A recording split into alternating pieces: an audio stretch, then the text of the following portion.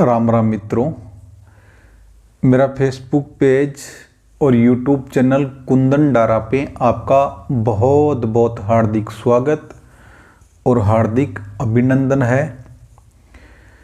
मित्रों, आज का जो हम श्रवण है वो श्रवण कुमार के बारे में करेंगे।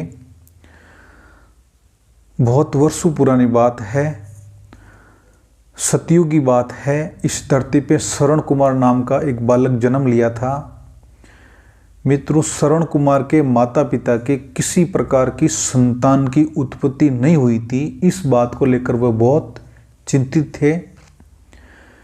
उनके घर पे एक पंडित का आना हुआ, तो उस पंडित से पूछा कि हमारे संतान की उत्पत्ति हो जाएगी क्या।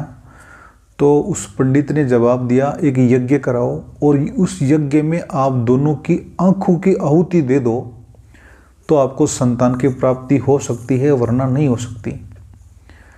मित्रों, जैसा इस पंडित ने बोला वैसा का वैसा श्रवण कुमार के माता पिता ने एक यज्ञ करवाया और अपनी चारों आंखें उस यज्ञ में आहुति दे दी। भगवान की कृपा से उनके एक संतान की उत्पत्ति हुई जिसका नाम श्रवण रखा गया।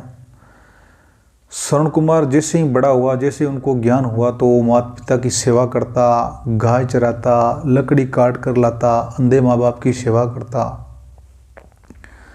काफ़ी दिन बीत जाने के बाद में आखिर श्रवण कुमार ने अपने माता पिता से ये प्रश्न कर ही लिया कि आप दोनों अंधे क्यों हो। एक तो अंधा हो सकता है, दो अंधे क्यों हो। तो ये बात है पूरी श्रवण कुमार के माता पिता ने ये बताई। उसी समय श्रवण कुमार उस पंडित के पास में गया और बोला कि मेरे माता पिता की आंखें तो चली गई है, पर ये रोशनी वापस आ सकती है क्या। तो उस पंडित ने बोला, बिल्कुल ज़रूर आ सकती है। अपने माता पिता को चारों धाम की यात्रा करवा दो तो आपकी आंखें हैं वो ज़रूर आ सकती है माता पिता की। उस पंडित की बात मानकर श्रवण कुमार फिर से अपने घर आया, एक टोकरी बनाई और बांस की एक लकड़ी काटी और उस टोकरी में अपनी माँ को बैठा लिया और एक टोकरी में अपने पिता को बैठा लिया। मारवाड़ी में कहते हैं, आला लीला बांस कटाया, कावड़ लीर बनाई, मात पिता ने माए बैठाया, अब तीर्थ करवा न जाए। ऐसे करते करते श्रवण कुमार वहाँ से अपने माता पिता को तीर्थ करने के लिए चलते चलते अयोध्या के वन में जैसे आया तो गर्मियों का सीजन था। माता पिता को प्यास लगी कि बेटा प्यास लग गई है। तो श्रवण बोला कि हे माता जी, हे पिताजी, इस जंगल में यहाँ पे तो पानी मिलना बहुत मुश्किल है, फिर भी मैं पूरी कोशिश करूँगा कि आपकी आज्ञा का पालन करूँगा। अपने माता पिता को वहाँ बैठाया और दूर दूर जंगल में घुमा। एक पेड़ के ऊपर चढ़कर देखा तो एक वाइट कलर का पक्षी होता है जिसको बुगला कहते हैं। मित्र, वो जिस जगह पे उड़ता है तो वहाँ पानी जरूर होता है। तो मारवाड़ी में कहते हैं, ऊंचा नीचा कदम रे ऊपर बुगला उड़ उड़ जाए, तब श्रवण ने मन में सोची अब जल पाऊं मारी माय।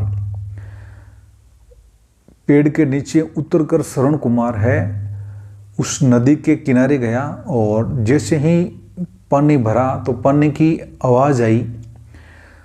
अयोध्या का राजा दशरथ है, वो शिकार के कोड में वो इंतजार कर रहा था कि शायद कोई पानी पीने के लिए हिरण आया है और वो पानी पी रहा है तो हमारी शिकार हो जाएगी। तो एक शब्द वेदी बाण है वो उस दिशा में छोड़ दिया। मित्रों, वो तीर है सीधा श्रवण के कलेजे में निकला और कलेजे में निकलते ही श्रवण कुमार की आवाज़ आई। तो मित्रों, एक तो जानवर की आवाज़ आती है, एक इंसान की आवाज़ आती है, दोनों की आवाज़ अलग अलग आती है। जैसे ही इंसान की आवाज़ आई तो राजा दशरथ चौंक गया, बोले किसी न किसी जीव की हत्या अपने से हो गई है। तो वहाँ से दौड़कर राजा दशरथ है श्रवण कुमार के पास पहुँचा। मित्रों, रिश्ते में श्रवण कुमार राजा दशरथ का मामा लग रहा था। तो फिर श्रवण कुमार ने राजा दशरथ से बोला कि मेरे को ये दुख नहीं है उस समय कुछ सासें शरण कुमार की चल रही थी। राजा दशरथ से बोला कि मेरे को ये दुख नहीं है कि मैं मर रहा हूँ और मरने का गम है। मेरे माता पिता ने मेरे को एक सेवा दी थी जल पिलाने की, और वो आज्ञा का पालन करके मैं जल पिला रहा था। एक काम करना, मैं तो प्राण त्याग रहा हूँ और ये जल की आप जारी भरकर ले जाओ, और मेरे अंधे माता पिता जंगल में बैठे, उसको जाकर आप जल पिला देना। मित्रों, ये अन्याय तो राजा दशरथ के हाथों से हो गया। फिर उन्होंने हाँ कर ली कि मैं पानी पिला दूंगा, मगर अपने हाथ से कोई आदमी मर जाए और ये समाचार लेकर वहाँ जाए कि श्रवण कुमार नहीं है, तो बहुत फील होती है दिल में। राजा दशरथ वहाँ से चला, और जो श्रवण कुमार के अंधे माता पिता है वो जंगल में बैठे थे। वहाँ जाकर ये बोलने के लिए उनके पास ताकत थी नहीं कि मैं श्रवण हूँ। तो जैसे ही पत्तों की आवाज़ आई तो जो अंधे माता पिता वो समझ गए शायद श्रवण आया है। तो उन्होंने बोला कि बेटा श्रवण क्या पानी मिला क्या? तो राजा दशरथ बोले हाँ मिला माँ। मित्रों, वो श्रवण कुमार की आवाज़ नहीं थी, वो राजा दशरथ की आवाज़ थी। तो उस समय उनके माता पिता ने बोला कि नई श्रवण की चाल कहीजिए, नई श्रवण की बोल, मतलब बोल और चाल, तो आप हो कौन ये बताओ। मित्रों, उस समय राजा दशरथ ने उनके माता पिता से ये बोली कि जो झारी लेकर श्रवण गया था वो मेरे तीर से मारा गया।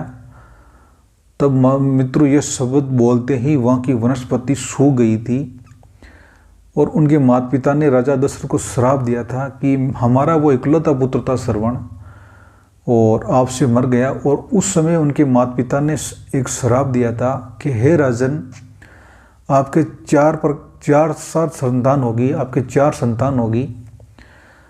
अंतिम समय में आपके पास कोई नहीं रहेगा, और जैसे हम दोनों मर रहे हैं तड़प तड़प के, उस तरीके से आप तड़प तड़प के मरोगे। मित्रों, जैसा बोला था वैसा का वैसा ही हुआ। जिस समय राजा दशरथ ने अपने प्राण त्यागे थे, उस समय 4 पुत्र उसके पास में नहीं थे, और वो तड़प तड़प के मर रहा था। ऐसा था श्रवण कुमार। मित्रों, ये बात सुनकर शायद हम श्रवण कुमार तो नहीं बन सकते, पर इन बातों से अपने माता पिता की सेवा तो अच्छी कर सकते हैं। ऐसा करके करके मारवाड़ी में एक भजन भी गाया जाता है जो इस प्रकार है। ओ बेटा सरवणे भाणीड़ो पिलाई, ओ वन में बेटा प्यास लगी। अरे हाला लीला बांस कटाया, गावड़ लीरे बनाए। मात पिता ने माय बेटाया, भाई रे बिती रहती खरी बाने जाई, वन में बेटा प्यास लगी। ऐसे करके श्रवण कुमार की कथा का समापन होता है। राम राम सा।